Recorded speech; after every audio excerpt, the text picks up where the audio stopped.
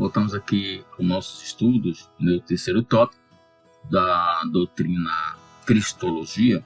Vamos falar acerca da natureza de Cristo. Nesse assunto, nós vamos tentar responder a pergunta que Jesus fez aos discípulos ali em Mateus, Que dizem os homens que eu sou? E aí eles responderam como Jesus era visto pelas pessoas, tá bom?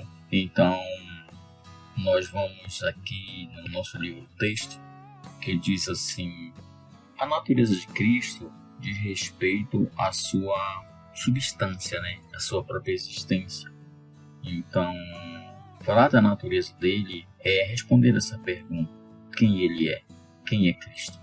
A melhor resposta sobre quem ele é nós estudarmos a explicação dos nomes que ele recebeu, dos títulos que ele recebeu, os quais ele foi conhecido durante a sua vida.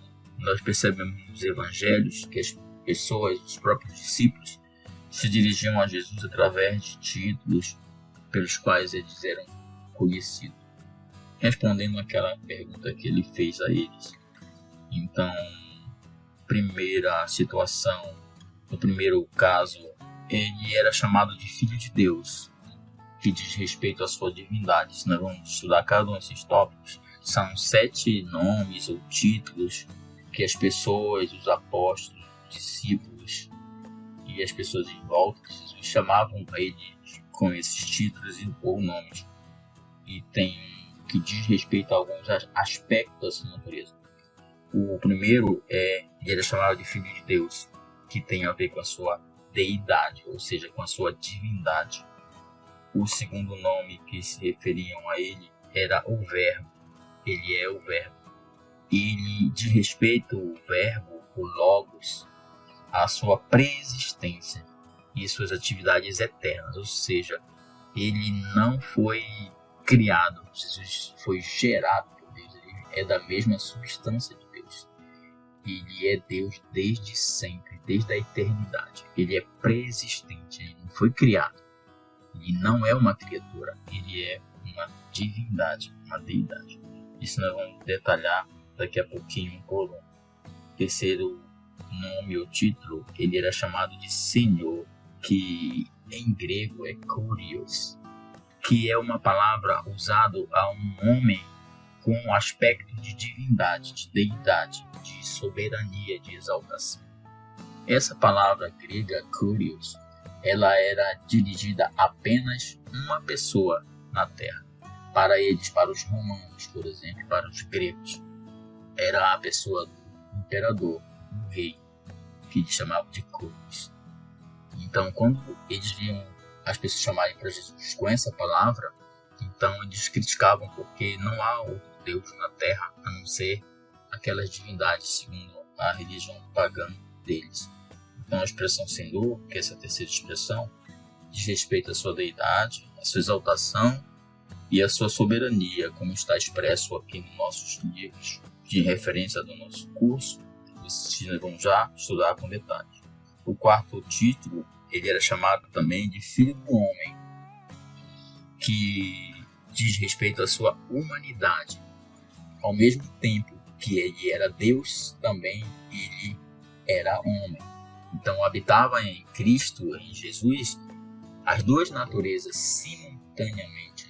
Jesus era 100% Deus e 100% homem. Havia uma unipersonalidade dele, uma única substância. Ele tinha uma consubstância com o Pai e com Deus. Por isso essa humanidade dele era uma humanidade relativa à humanidade absoluta. Nós vamos ver aqui mais detalhadamente no nosso estudo. Quinto título, ele era chamado de Cristo. A palavra Cristo é Christos, em grego, que significa ungido. Na tradução da Septuaginta, no hebraico para o grego, é a palavra que aparece no Antigo Testamento de Mashiach, que significa Messias, também ou ungido. Então, esse título diz respeito à sua missão, A sua missão redentora, a sua missão oficial, que era de ser aquele que iria trazer a salvação e reinar com o seu povo. Também Jesus é chamado no sexto nome, que indica a sua natureza, ele é chamado de filho de Davi. Ou seja, ele tem uma linhagem real. Ele é da descendência do rei Davi, que Deus havia prometido na sua oração lá no Antigo Testamento. Jacó impôs a mão sobre Judá e disse que jamais o cetro se afastaria daquela tribo. Então a dinastia davínica de Davi prevaleceu até a vinda de Jesus, porque segundo a genealogia de Mateus, ele é da linhagem de Davi. Tanto a genealogia de Mateus quanto a genealogia de Lucas apresentam Jesus da tribo de Judá, da descendência do rei Davi, comprovando a sua linhagem real.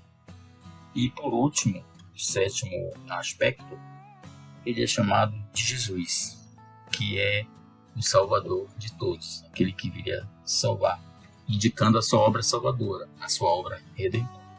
Isso nós vamos estudar a partir de agora detalhadamente, um por um, de forma objetiva. Então, vamos voltar aqui à primeira expressão, que é Filho de Deus, sua divindade, sua deidade, ok? Então, da mesma forma como Filho do Homem significa um nascido do homem, assim também Filho de Deus significa um nascido de Deus. Por isso dizemos que esse título proclama a deidade de Cristo, sua divindade. Jesus nunca é chamado um Filho de Deus, como os homens santos são chamados filhos de Deus. E ele é o Filho de Deus no sentido único, no sentido de que é descrito mantendo uma relação para com Deus não participada por nenhuma outra pessoa do universo. Então, quando fala que ele é o Filho de Deus, não na perspectiva de se converteu e agora é Filho de Deus, porque foi criado por Deus, porque está em Deus. Não, porque ele era da mesma natureza de Cristo. Então, essa questão da sua deidade, podemos explicar, segundo nossa literatura, aqui nosso livro, texto, Jesus é descrito mantendo essa relação com Deus não participada por nenhuma outra pessoa, como já falamos. Então, vamos considerar alguns itens que identificam esse aspecto exclusivo, que Jesus tinha em relação à sua divindade. Consciência de si mesmo, reivindicação de Jesus, autoridade de Cristo, impecabilidade de Cristo, testemunho dos discípulos. Tudo isso indicava que ele tinha plena e absoluta convicção da sua natureza divina, de que ele era realmente o Filho de Deus, aquele que estava com o Pai. E, inclusive, em alguns momentos Jesus fala da unidade com o Pai. Eu e o Pai somos um, como ele dizia. Vamos falar sobre a consciência de si mesmo. Ele sabia quem ele era. Qual era o conteúdo do conhecimento de Jesus acerca de si mesmo? Isto é, o que sabia Jesus de si mesmo? Lucas é o único escritor que relata uma incidência da infância de Jesus. Diz o texto que com a idade de 12 anos, mais ou menos isso indica, Jesus estava ali cônscio das suas duas coisas. Primeira, uma revelação especial para com Deus, a quem ele descreve como seu pai, e segunda, uma missão especial na terra. Ele falava para aqueles homens ali no templo, discutindo com eles, que ele estava ocupado, como falou para os seus pais, ele estava ocupado com os negócios do pai. Então ele tinha a convicção desde criança de que ele era filho de Deus e se preocupava com os negócios de Deus. Exatamente como e quando este conhecimento de si mesmo veio a ele, deve permanecer um mistério para nós, porque apenas esse texto indica desde a sua infância a sua convicção plena da sua especial condição de filho de Deus. Quando pensamos em Deus vindo a nós em forma humana, devemos reverentemente exclamar assim: grande é esse mistério da piedade, porque a encarnação de Jesus é um dos maiores, se não o maior mistério da teologia. Como que pode, pela mente humana limitada, não dá para compreender, mas como Deus se tornou homem e esteve aqui por exatamente 33 anos vivendo entre os homens. É um grande mistério. Não obstante tratar-se desse grande mistério, A seguinte ilustração pode ser proveitosa para tentarmos compreender, alcançar esse conhecimento. Onde uma criancinha diante de um espelho, ela se verá diante do espelho uma criança, porém sem se reconhecer. Mas virá o tempo quando ela há de saber que a imagem refletida ali naquele espelho representa a sua própria pessoa. Em outras palavras, a criança adquiriu a consciência de sua identidade. Não poderia ter sido assim com o Senhor Jesus? Ele sempre foi o Filho de Deus. Porém, chegou o tempo quando, depois de estudar as Escrituras relacionadas com o Messias de Deus, raiou em sua mente conhecimento íntimo de que ele, o Filho de Maria, não era outro senão Cristo de Deus.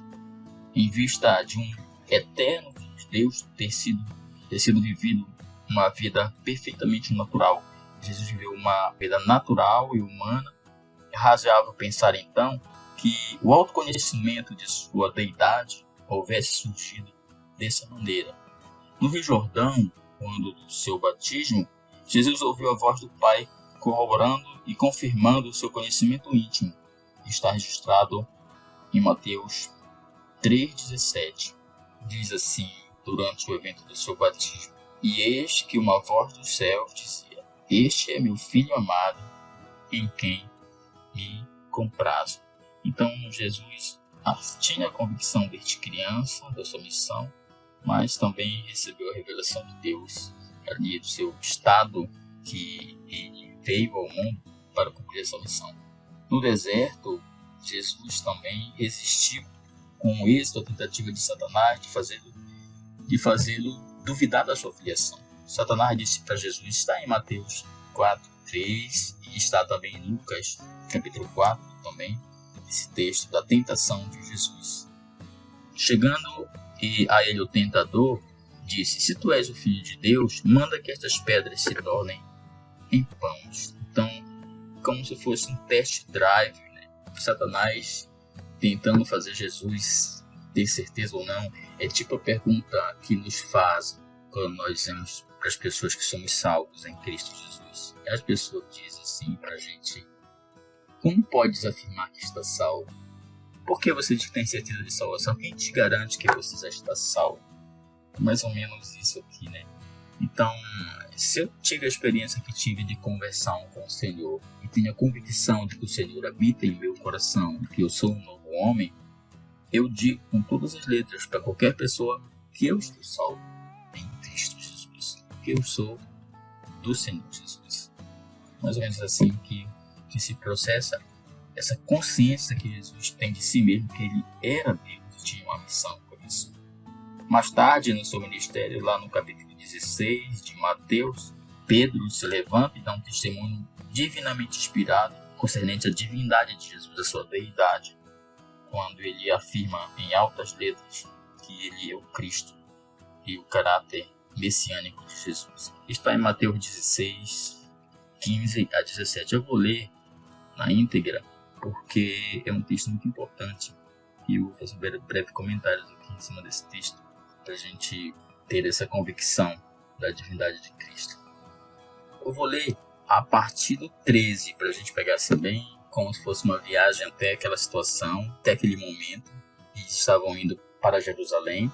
Jesus sabia que o que o aguardava em Jerusalém é a última viagem. Está saindo da Galileia para ir para a Judeia, para Jerusalém, para ser crucificado. Então, eles, chegando às partes de Cesareia de Filipe, a partir do versículo 13, vou ler: Chegando Jesus às partes de Cesareia de Filipe, interrogou seus discípulos, dizendo: Quem dizem os homens ser o Filho do Homem? E eles disseram: Uns dizem que tu és João o Batista, e outros Elias, e outros Jeremias, ou um dos profetas. Então Jesus se vira para eles e disse-lhes: E vós, que dizeis que eu sou? E Simão Pedro, respondendo, disse: Tu és o Cristo, o Filho do Deus vivo. E Jesus, respondendo, disse: Bem-aventurado és tu, Simão Barjonas, porque tu não revelou a carne ou sangue. Não foi carne ou sangue que te revelou isso, mas meu Pai que está no céu. Pois também eu te digo que tu és Pedro, sobre esta pedra edificarei a minha igreja, e as portas do inferno não prevalecerão contra ela. E eu te darei as chaves do reino de Deus, e tudo que ligares na terra será ligado no céu, e tudo que desligares na terra será desligado nos céus. Então essa expressão confirma pelos discípulos a divindade de Jesus. Então nós temos que ter, ele tinha essa consciência de si mesmo, essa consciência de que ele era Deus, que Deus estava na vida dele, e nada abalaria o cumprimento da missão ao qual Deus havia estabelecido. Então nunca houve dúvida em Jesus de que ele foi chamado por Deus. A segunda parte de que atesta a sua divindade são a reivindicação de Jesus, né? Ele mesmo se colocou lado a lado com a divindade, com a atividade divina de Deus. Ele disse assim em João 16:28, meu Pai trabalha até agora e eu trabalho também. Ele diz, saí do Pai. Em João 20:21 diz assim, o Pai me enviou. Ele reivindicava uma comunhão e um conhecimento divino. Mateus 11:27 confirma isso. João 17:25 confirma isso. Alegava revelar a essência do Pai em si mesmo. João 14, de 9 a 11. Não vamos ler todos os versículos por causa do nosso tempo, mas vocês que estão com o livro, vocês depois confirmem essas leituras desses versículos. Ele assumiu prerrogativas divinas. No capítulo 18, versículo 20, confirma sua onipresença. Ele estava em todos os instantes, todos os lugares. Eu vou ler esse texto de Mateus 20. Mateus 18, 20. Diz aqui a minha Bíblia. Porque onde estiverem 2 ou 3 reunidos em meu nome, aí estou eu no meio deles. Então Jesus é onipresente. Ele está em todas as situações, em todos os lugares. Todos os textos aqui que falam da sua onipresença, Mateus 18, 20 que lemos, poder de perdoar pecados, porque só Deus pode perdoar pecados. Mateus 2, de 5 a 10, poder de ressuscitar os mortos. João 6, João 10, João 11, todos esses versículos que você lê aí no seu livro atestam esse poder de ressuscitar. Poder de controlar aspectos da natureza, de mandar o mar se acalmar e transformar elementos naturais como água, vinho, reproduzir os milagres da multiplicação de pães, a andar sobre as águas do mar, é um domínio sobre a regra universal da gravidade, nada pode flutuar, tudo vai para o fundo, assim que seja mais pesado do que a força da gravidade, né? Não sei, alguns objetos como papel, isopor, mas o homem, por exemplo, ele afunda em qualquer situação. Então, houve milagres na vida de Jesus que reivindicam a sua divindade. Ele exigiu uma rendição, uma lealdade que somente Deus, por direito, podia reivindicar. Ele recebia adoração, insistia em uma absoluta rendição da parte de seus seguidores. Eles deviam estar prontos a cortar os laços mais íntimos e mais queridos por qualquer que amasse mais o pai ou a mãe do que a ele, não era digno dele, segundo Mateus 10 e Lucas 14. Essas veementes reivindicações foram feitas por ele mesmo, por alguém que viveu como o mais humilde dos homens, e foram declaradas de modo simples e natural. Por exemplo, Paulo, com igual simplicidade, dizia assim, eu sou homem e judeu. Para chegar à conclusão de que Cristo era divino, é necessário admitir somente duas coisas. Primeiro, que Jesus não era um homem mau. Segunda, que ele não era demente. Se ele dissesse que era divino, sabendo que não era, então não poderia ser bom. E se ele falsamente se imaginasse Deus, então não poderia ser sábio. Porém, nenhuma pessoa sensata sonharia em negar o caráter perfeito de Jesus ou sua superior sabedoria. Em consequência, é inevitável concluir que ele era o que ele próprio dizia ser, o Filho de Deus de sentido único. Ou ele era um fanático ou era um louco, mas através dos seus atos, das suas obras, confirmavam aquilo que ele reivindicava para si mesmo, de ser Deus.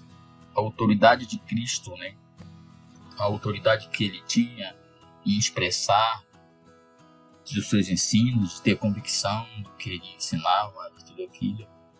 No ensino de Cristo, nós notamos a completa ausência de expressões como é minha opinião, pode ser, penso que, bem podemos expor. Nada disso. Ele expressava, ele falava com autoridade plena de quem dava a última palavra. Falaram assim, eu, porém, digo assim. Quem tem ouvidos, ouça. Ele falava expressões de quem tinha domínio total e total autoridade, e alguém que exercia uma autoridade de um Deus poderoso. O Dr. Henry Van Dyke assinala que o Sermão da Montanha, por exemplo, temos a preponderante visão de um hebreu crente colocando a si mesmo acima da autoridade de sua própria fé, um humilde mestre afirmando a autoridade suprema sobre toda a conduta humana, um reformador moral pondo de lado todos os demais fundamentos. Em Mateus 7,24 ele diz assim: todo aquele, pois, que escuta estas minhas palavras e as pratica, assemelhá-lo-ei ao homem prudente que edificou a sua casa sobre a rocha.